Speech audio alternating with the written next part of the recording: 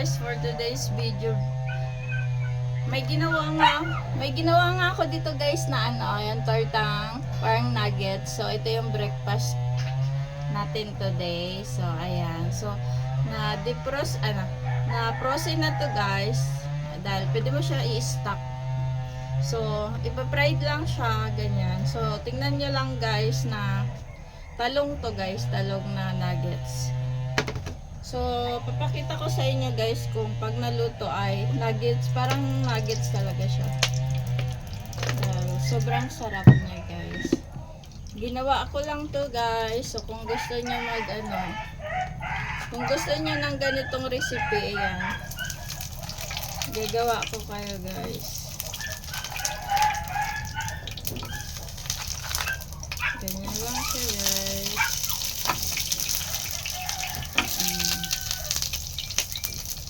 Yummy.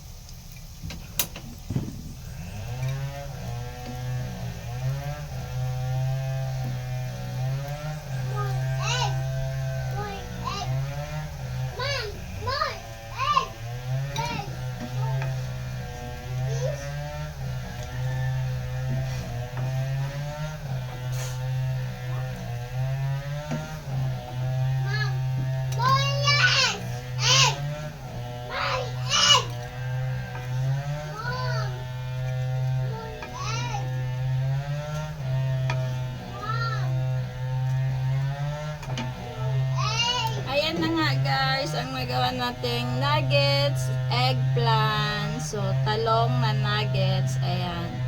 Yummy. Napakabango guys. So kung gusto nyo ganito, so gagawa tayo ng recipe ng eggplant nuggets. Thank you for watching.